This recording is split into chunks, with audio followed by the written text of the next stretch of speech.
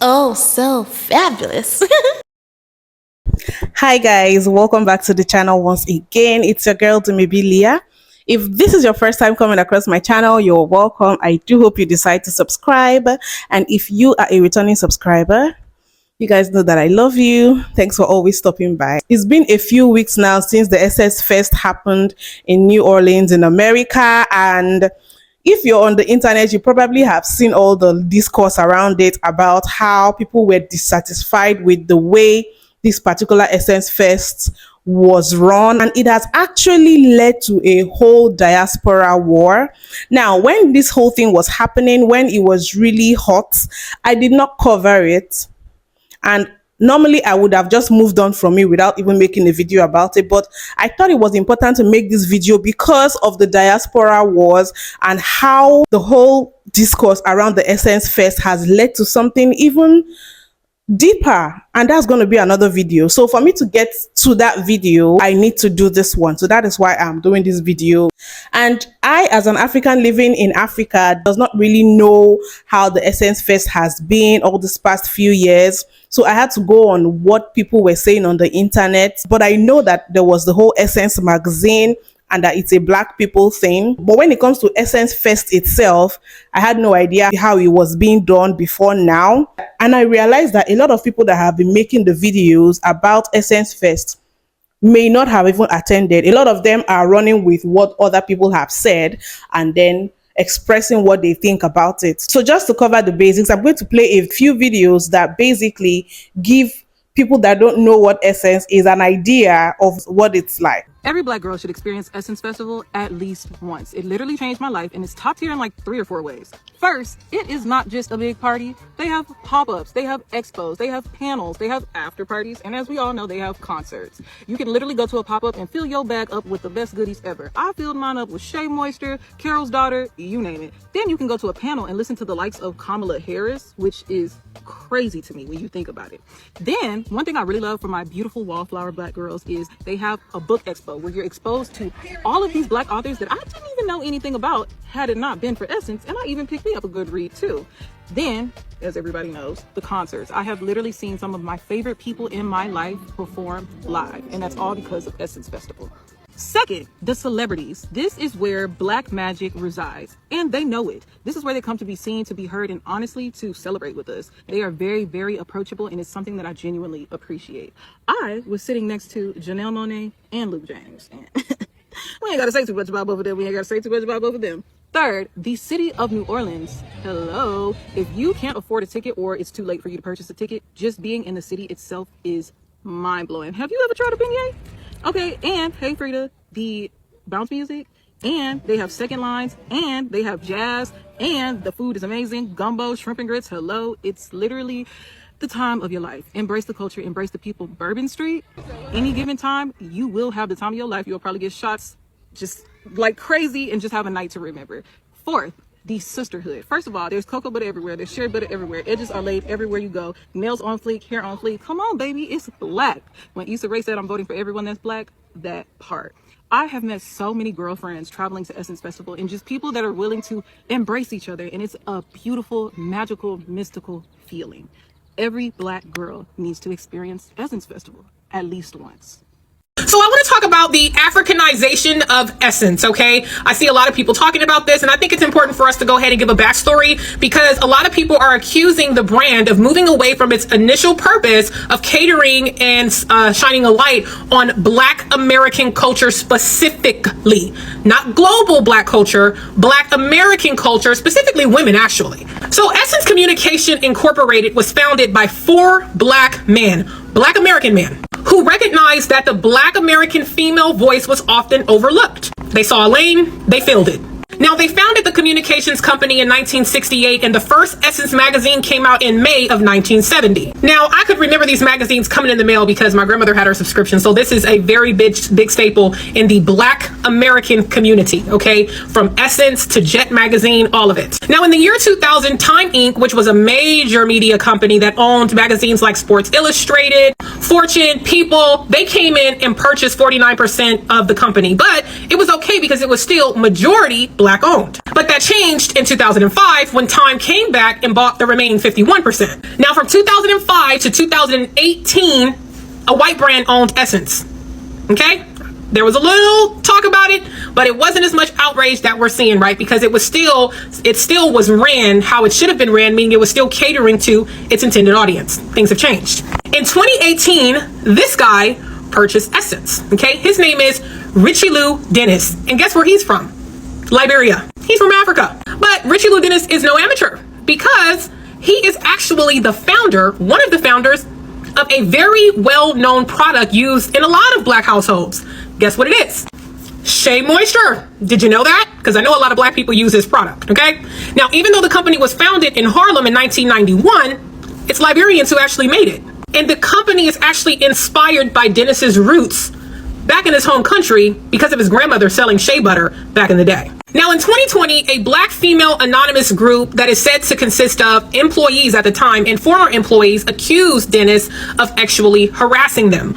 Also, like workplace, hostility, that he was treating the Black female workers extremely bad, so on and so forth. This resulted in him stepping down as the head, okay, and appointing another fellow African, a Kenyan woman by the name of Caroline Wenga. Now, it is also being alleged that she was the one who actually oversaw the Essence Festival this year. That fell flat for a lot of people. Now, was the ticket sales low because it was Africanized, as a lot of people are putting it? I don't know, but we do know that Target was one of their biggest sponsors, so that could have been it. Beyonce just got off tour. I think a lot of Black women have been spending their money on that as well, and I just didn't see a lot of promotion on it.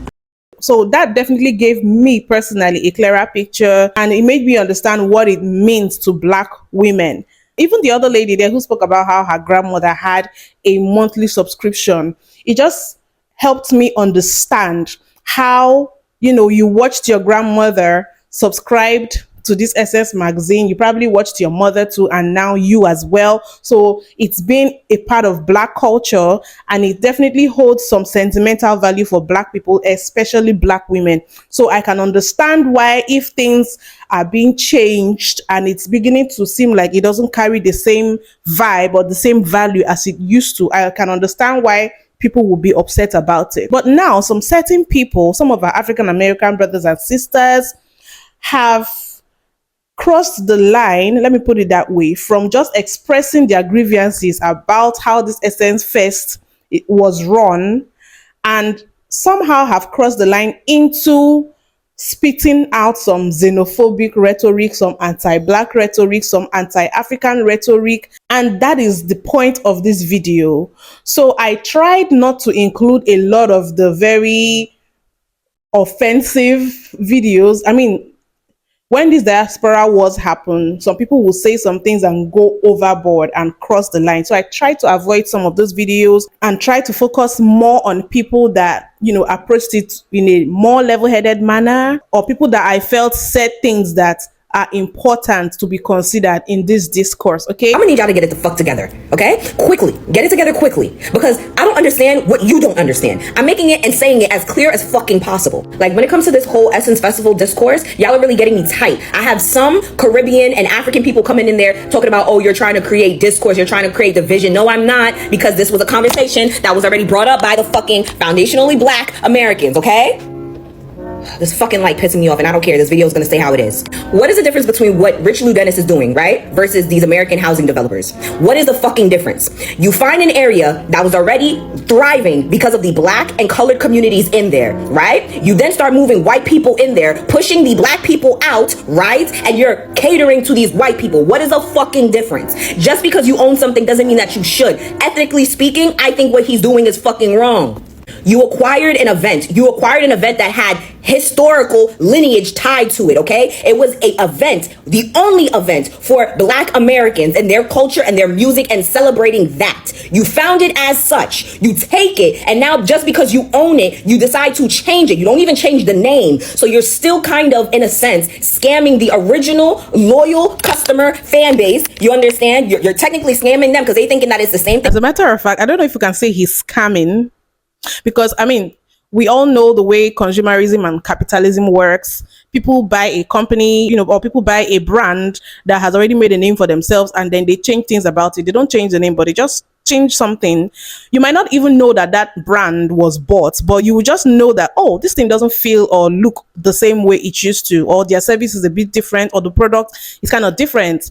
And that is when you probably now do your research and find out that maybe the management or the ownership has changed. So I don't think he's doing something. I'm not saying he's right for changing it. I'm just saying I don't think we can actually call it scamming, and it's basically what a lot of these people do anyways. Scamming them because they thinking that it's the same thing that they've been supporting year in and year out. You're taking their fucking money, knowing damn well that you're catering to somebody else.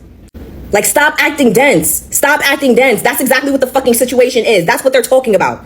That's what they're talking about. Us Caribbean people, we complain about it too. We complain about it too. When these foreigners come over to our islands and they're partaking in our carnival, but then trying to change it. And these owners of these carnivals or these bands start actually catering to the foreigners and not the original people.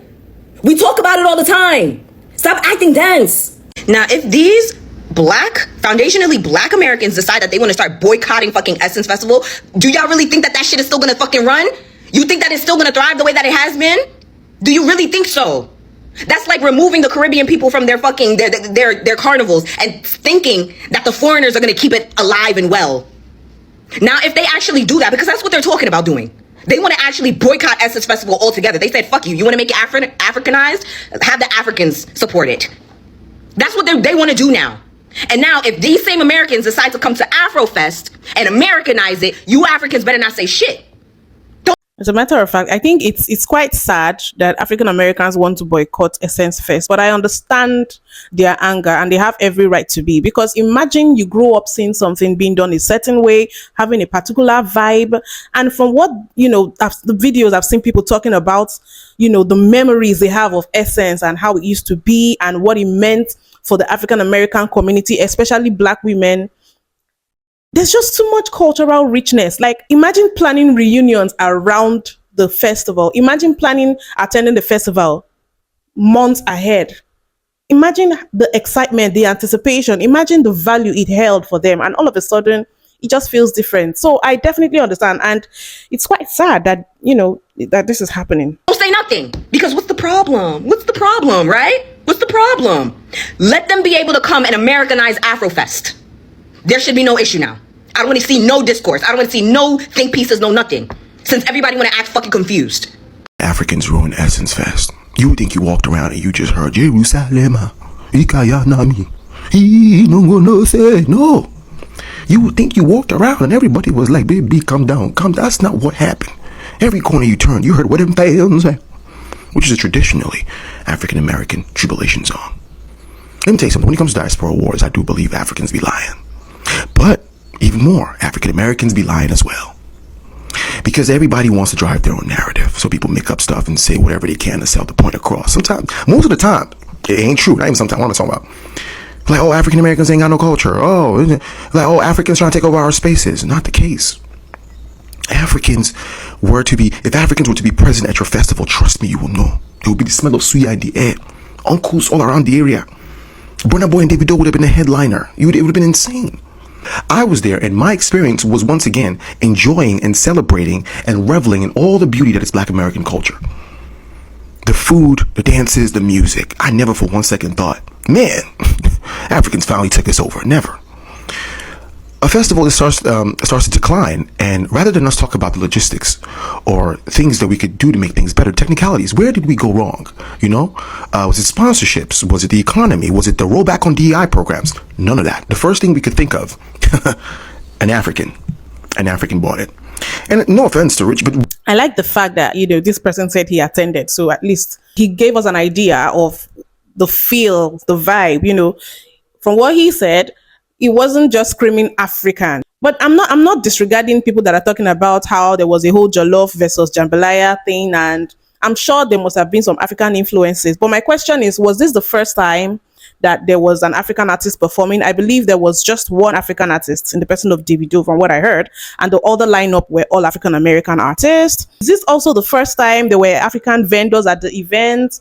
Like, what exactly happened that is making people say Africans took over? It's a genuine question. Please let me know in the comment section.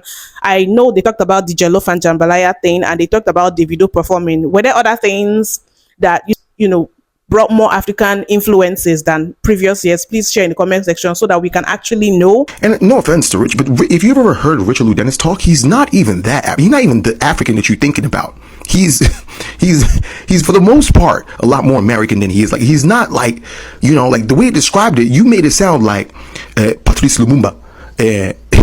Somebody with that kind of name came and took over your business, just came straight from the continent and took over. That's not what happened.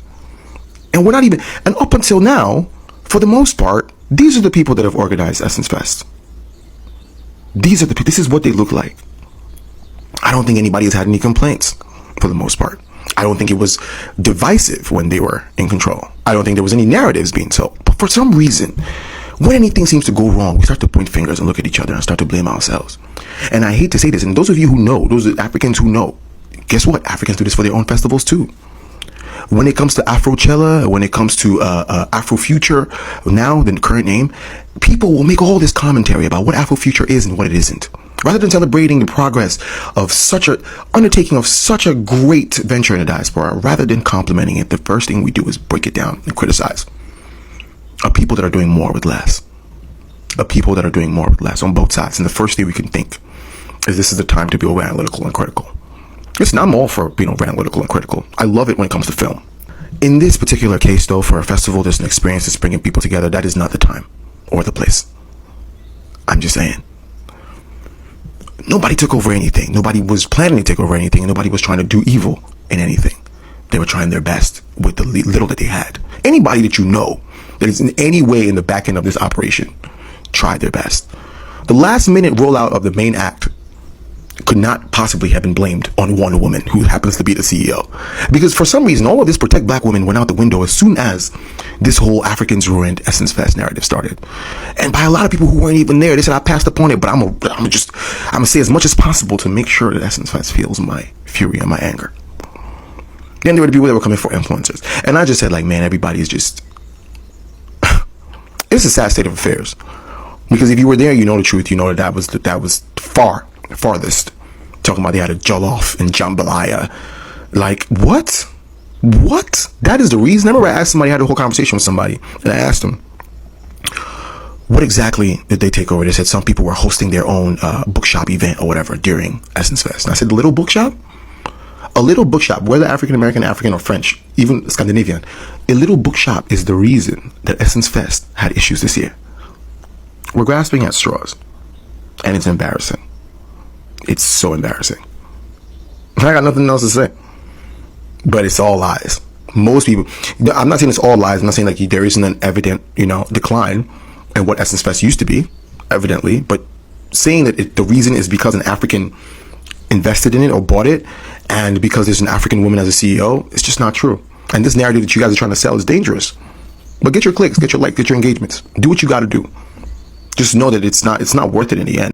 Keep non-black Americans away from things that are for black Americans. What happened to For Us by Us?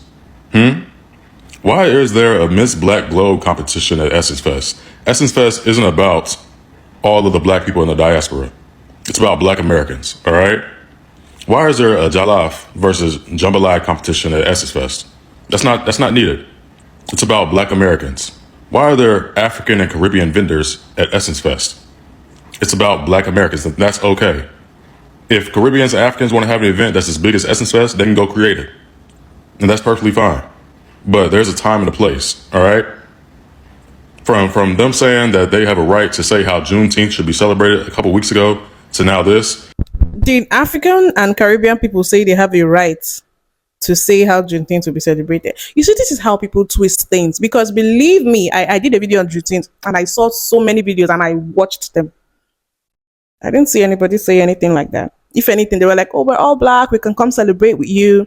Nobody came and said we have a right to say how Juneteenth should be celebrated. This is how people push narratives. So now this is getting out of hand.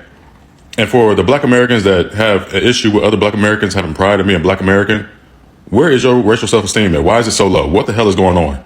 As a black American, I wholeheartedly believe that we should have our places and our spaces to celebrate our culture. And I don't think anybody should have a problem with that, especially all that we've been through in the United States and what it is that that represents for the rest of the world. It is okay for us to have cultural pride. And also, there can be a lot of things that we can be angry about when it comes to Essence and Essence Fest.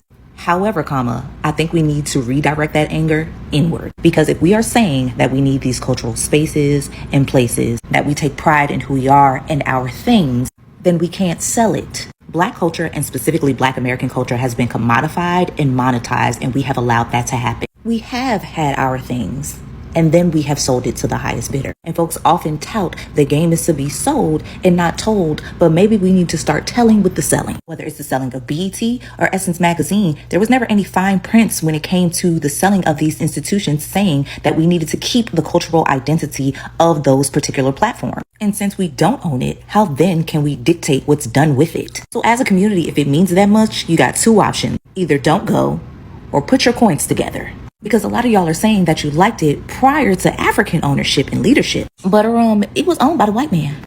I think she stated a lot of things that make sense. Because Essence was initially started by 4 black men. As a matter of fact, I think their target audience has always been black women. So the fact that it was 4 black men that started it, I was like, oh, wow, okay. So it was started by 4 black men. And then it was bought over by white people. And white people run it till 2018 when this African Liberian man bought it. So I don't know, was there outrage when white people bought it?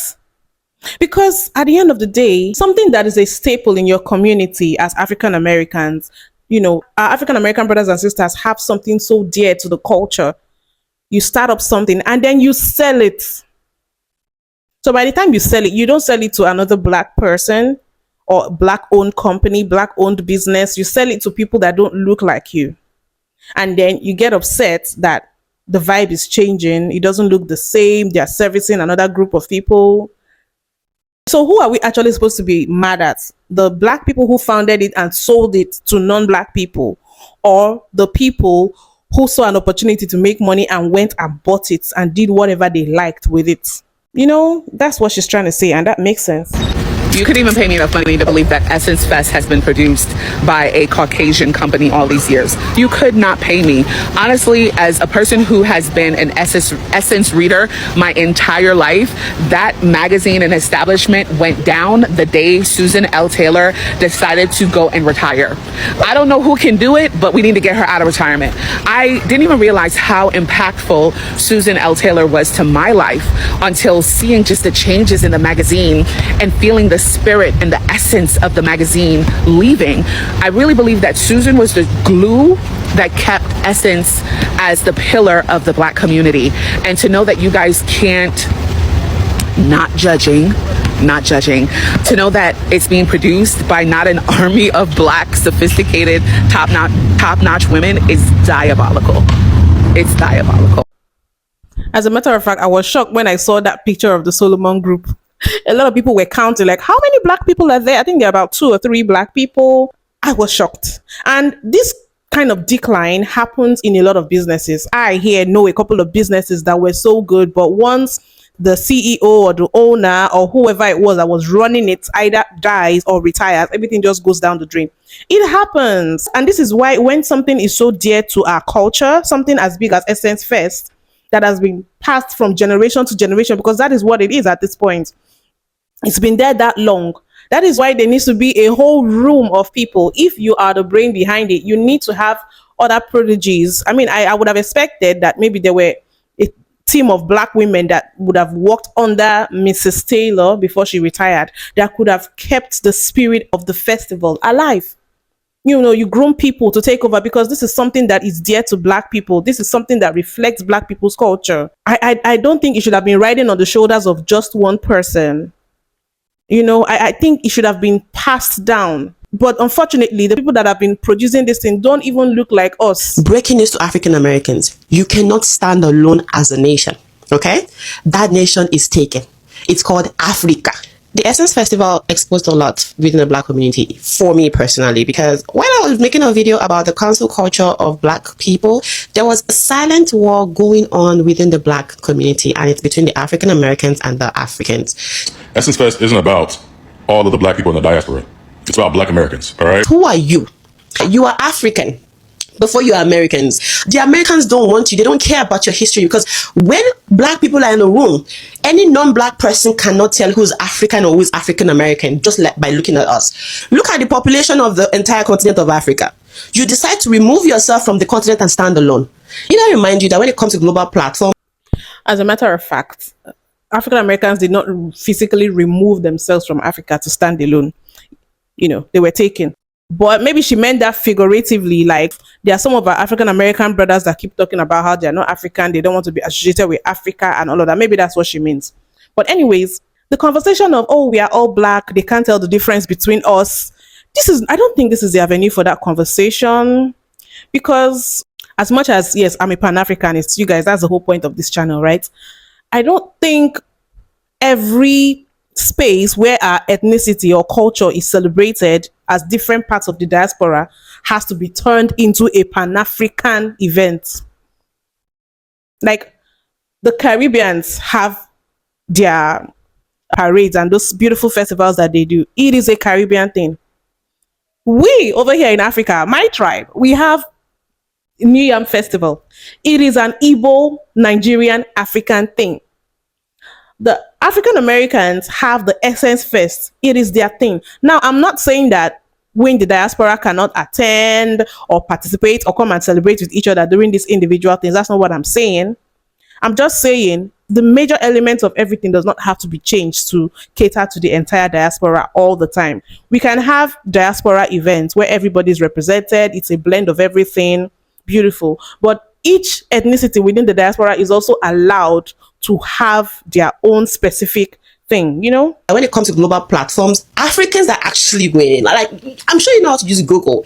Africans are knocking it out. Like, you are literally fighting the winning team. When you look like the winning team, wouldn't it make sense for you to just join the winning team? And are you standing against Africans when you're supposed to? As a matter of fact, we are all winning and we are all losing. I don't know. When you say Africans are winning, you're making it sound like African Americans are not winning. They are winning in their own rights. We too are winning as well. And we also have our struggles. We are all winning in some aspects and we are also struggling in some aspects. But we can win together and achieve more when we come together. That's what I believe. To be standing against your oppressors? Like, you say, I'm African American. Yeah, but the Americans don't want you. So you might as well just join the wagon that Africa is on as a nation. The narrative that's been painted like, oh, Africans act like they're better. We are not better. We are just more cultured. We have strict rules. The guardrails that we have been raised with is not soft. The freedom you have as African Americans, Africans don't have it. We still answer to our elders. African children are raised deeply into culture. Culture comes with respect, standard, morals, and a lot of things. African Americans, on the other hand, are very free people. You have the most freedom I've seen on the planet, apart from Caucasian, right? So it's not like Africans are acting like they're better than you. Africans are just more cautious than you because we can't afford to mess up. Because we are being cautious, you think we are being arrogant. Our parents are still paying for our tuition. We are never too grown for our African parents. It's not anything to do with you. It's just the upbringing that we have. Africans in diaspora have spent so much money to live abroad. They cannot disappoint the elders. They cannot disappoint the family. They are working really hard to let their family members know we have made you proud. Okay? The competition is within us. It doesn't have anything to do with any other person. The only cancellation we are afraid of is the one from our family. Do you understand? So when I see a lot of people say, oh, Africans act this way, Africans are proud, it's not intentional. It has nothing to do with you. Why is there a Jollof versus Jambalaya competition at Essence Fest? That's not needed. The way we fight over nonsense as Black people just pisses me off. Why are we fighting over jambalaya and jollof at Essence Festival? It's a Black nation festival.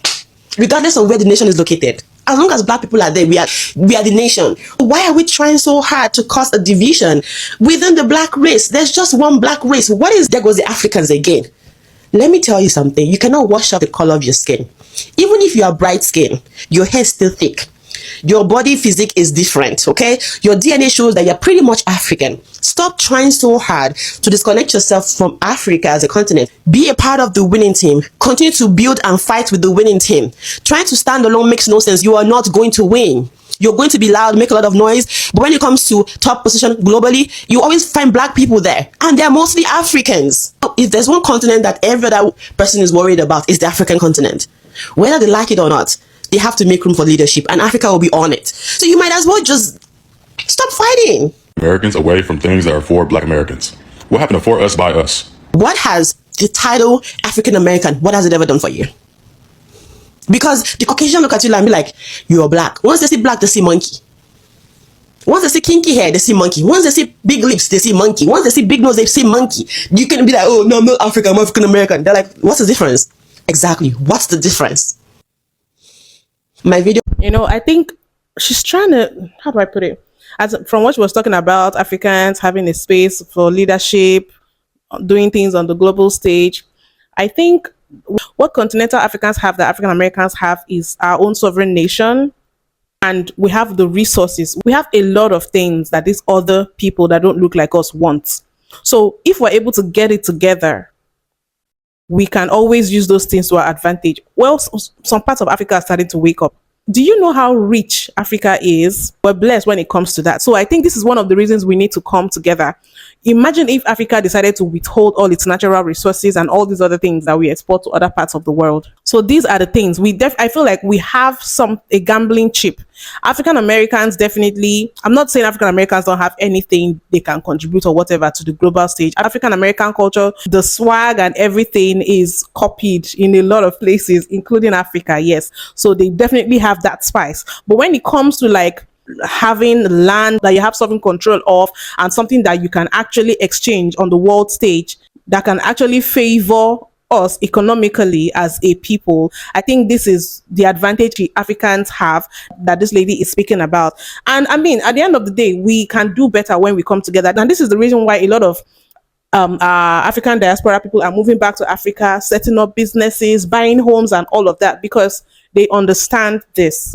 What I don't like about the whole Essence Festival conversation is that it's becoming very xenophobic, but nobody's providing any good solutions. And I actually feel like the issue isn't that there are African people or Afro-Caribbean people who are a part of this, because there have always been, whether you like it or not. The issue is that a lot of them are not willing to feed in and help enrich the Black American community, which a lot of them do take part in. There is a big change happening in the Black community in the US, and I feel like everybody knows what's going on, but no one wants to talk about it. And it's the fact that the Black community in the US is becoming incredibly diverse. And nobody's talking about how we can fix these issues of, you know, the inter-community fighting instead of making it bigger. I'm seeing so many Black Americans attack African people and Afro-Caribbean people right now, and I'm like, do y'all not want better for the future of this community? I do believe that there needs to be sacred spaces for African Americans, or places where African Americans are celebrated but other people can come in and join. So I'm not mad at the idea of African Americans wanting that, but I do think it's incredibly weird to be just so blatantly xenophobic. I don't have an issue with Black African people or Black Caribbean people going to Essence Festival or even participating. I mean, a decade ago, y'all were talking about Essence Festival and it was still like what ran by an African person. It's just that a lot of these people are becoming very anti-African American, and I feel like we need to talk about them without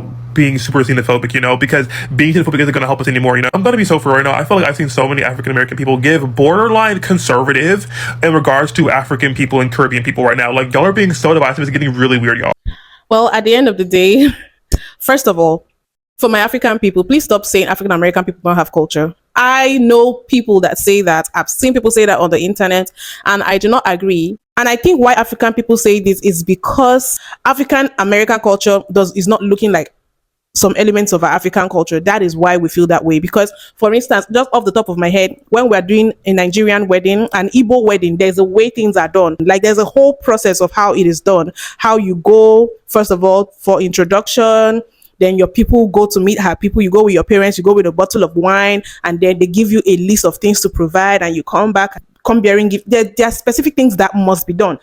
And another part of our culture, we have like the New Yam Festival. Another part of my culture, again, we have our people always traveling back home for, you know, during Christmas and the New Year. And these are things. But now in the African American culture, I don't know if we are expecting to see a replication of that. And it's not possible. African Americans lost their culture and have built a new culture. As a matter of fact, I dare say, I hope I'm not wrong, and this is not to offend anybody, but I believe the culture is even still being formed, because It is relatively new, but they already have some elements of their culture. They have their food, they have their dance, they have their music, they have platforms where they celebrate their culture and all of that. And we coming to just say y'all don't have any culture is very disrespectful to them and their ancestors. Can we stop doing that? We need to respect each other. And then can our African American brothers and sisters stop saying Africans have taken over this African? Okay, the fact that an African man came and bought Essence first, does it mean that Africans as a whole, like we sat down and had a meeting on how to come and take over African American events? You know, the whole generalization and making it look like there's a whole plan or strategy that has been laid out by Africans or Caribbeans to come and take over this African American culture is it's very disappointing that some of our people think that way, because when one person does a thing or two people or three people, you now generalize it. We're still the same people that say black people are not the monolith. So why is the actions of one or two or three used to judge? That thing about generalizing and making it look as if there's an agenda against African Americans by Africans or Caribbean people is I think it's very divisive, and we need to stop that. And then going back to what this other lady said, I think our African American brothers and sisters need to look inwards, because when something is a staple in the community, when something is celebrating African American culture, and then our people who started this, who created it, end up selling it, what do we really expect? You understand? When it's sold, of course, whoever bought it is going to do whatever they want, and we have little or nothing we can do to control what happens from then on. That is capitalism. And I think that is one of the major problems that might be a threat to the preservation of some of these cultural things for African Americans. So our people need to look inwards when it comes to that. I don't think we should be fighting ourselves over this. And as a matter of fact, I think it would make sense if the Liberian brother who bought this would actually listen to the core audience, the people who have basically grown up with Essence Fest. I hope that the next one, they are able to correct the mistakes that they made so that it doesn't get boycotted, because I would really not like to see it being boycotted by African Americans, because I think this is something that is theirs and it should remain that way. They should be able to still see themselves in it and see their culture and all of that. I'm not saying we should be xenophobic and be like, oh, no African vendors, no African this, no African that, but it should still center around their culture. Anyway, you guys let me know what you think about this whole discourse about Essence Fest. Drop your comments in the comment section, especially if you have attended previous ones. What do you think changed, and what do you think would be the reasons why this particular Essence Fest seems so different and has had so many negative reviews? Let me know. And if you attended this particular Essence Fest that was held this year, that is the center of this whole discourse, please let me know how much Africanness was in the event and how much more different was it from previous years. And please, let's be civil. No diaspora was in the comments. You know, this is a family discussion. Let's keep it friendly. Let's keep it nice. Thank you for watching. Please don't forget to give this video a thumbs up, subscribe if you haven't, and I'll see you guys in my next video. Bye.